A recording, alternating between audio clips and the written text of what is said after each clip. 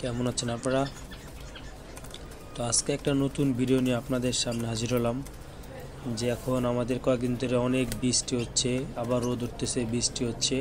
তো আমাদের যে ওয়েদারের যে পরিবর্তনটা হচ্ছে, এই সময় আমরা কি যত্ন নিতে পারি আমাদের প্রিন্স পাখির।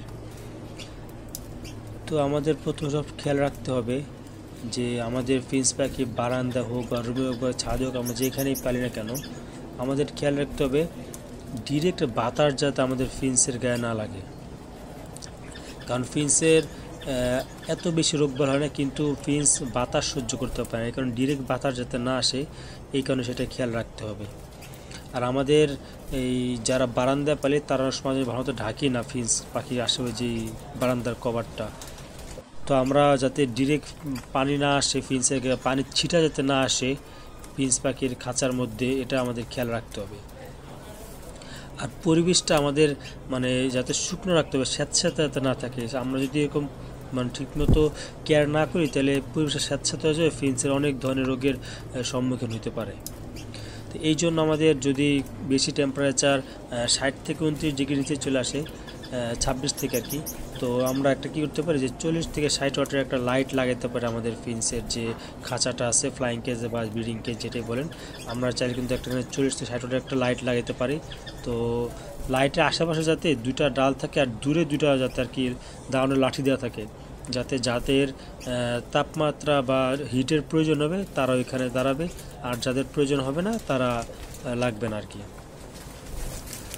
তো এরপরের যে টপিক্সটা আছে সেটা হচ্ছে আপনার পাখির যে খাবারটা আছে, এটা কিন্তু বৃষ্টির সময় বা ওয়েদার চেঞ্জের সময় স্যাঁতস্যাঁতে হয়ে যায় আর কি, উপরে ছত্রাকের মতো পড়ে। তো আমরা এটা খেয়াল রাখতে হবে, আমাদেরকে খাবারটা ভালো মতো ধুয়ে রোদে শুকিয়ে তারপরে দিতে হবে, শুকনো খাবার দিতে হবে, যাতে খাবারে কোনো ধরনের ফাঙ্গাস বা যত প্যারাসাইটিস না থাকে আর কি, কারণ খাবারের মাধ্যমে কিন্তু বেশিরভাগ রোগের সম্মুখীন হয় ফিন্স। আমরা যারা বারান্দায় পালি অথবা ছাদে, তো অনেক সময় ছাদের ফ্লোর টাইলস করা না থাকলে, নর্মাল যদি সিমেন্টে ঢালাই হয়, তাহলে ওখানে কিন্তু একটা কেমন স্যাঁতস্যাঁতে ভাব পড়ে যায়। এটা যদি আমরা রক্ষা করতে চাই তাহলে কি করতে পারি, যে আমাদের দোকানে যেরকম যে চুন পাওয়া যায় আর কি, বা দেওয়ালে দেয় যে চুনটা, ওই চুনটা কিন্তু এমনি জীবাণুনাশক। আর ওই চুনটা যদি আমরা ফ্লোরে দিয়ে রাখি, তাহলে স্যাঁতস্যাঁতে ভাবটা আর থাকবে না, জীবাণুগুলোও মারা যাবে। আর এই বৃষ্টির সময় কিন্তু পিঁপড়ার অনেক উপদ্রব দেখা যায়।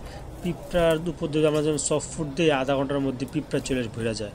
এই কারণে আমাদের কী করতে হবে, পিঁপড়া মারার জন্য যে দোকানে 30-40 টাকা দামের যে পিঁপড়া মারার যে পাউডার পাওয়া যায় হোয়াইট কালারের, আমরা সেটা ইউজ করতে পারি। যে আমাদের ট্রেটা আছে, ট্রেতে ছিটা দিতে পারে ওই ইটা আর কি। তো আমাদের খেয়াল রাখতে হবে যে ছিটানোর সময় পানির পট, খাবার পট বের করে তারপরে এগুলো ছিটাইতে হবে।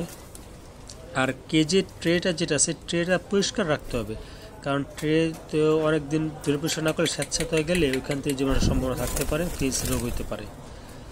আর এই ট্রে যদি আমাদের জায়গাটা আবদ্ধ থাকে, তাহলে কিন্তু আবদ্ধ থাকা অবস্থায় কার্বন ডাইঅক্সাইড, অ্যামোনিয়া গ্যাস উৎপন্ন হতে পারে।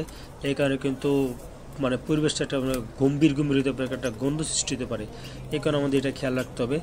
আর যাতে ভেন্টিলেশনটা ঠিক থাকে আর কি, আমাদের এই জিনিসটা খেয়াল রাখতে হবে। তো আমরা যদি এসব কিছু বিষয় খেয়াল রাখি, তাহলে ইনশাল্লাহ আমাদের ফিন্স সুস্থ থাকবে, সবার ফিন্সে সুস্থ থাকবে ইনশাল্লাহ। কারণ এগুলো শখের জিনিস, তো সবাই চায় সুন্দর মতো পালতে। তো এই কিছু বিষয় আপনারা যে ফলো করেন, ইনশাল্লাহ আপনাদের সবার পাখি ভালো থাকবে। এটা শুধু ফিন্সের না, আপনারা চাইলে সব পাখিরই এটা ব্যবহার করতে পারবেন। এই যে টিপসগুলো দিলাম আপনারা, এটা এগুলো আমি নিজে করি আর কি, ঠিক আছে, ছোট একটা হিসাবে। তো এইগুলো আর কি করলে আর কি আপনার ফ্রেন্ডসগুলো ভালো থাকবে ইনশাল্লাহ। তো আজকে এই পর্যন্তই, সবাই ভালো থাকবেন। আসসালামু আলাইকুম, সবাইকে ধন্যবাদ।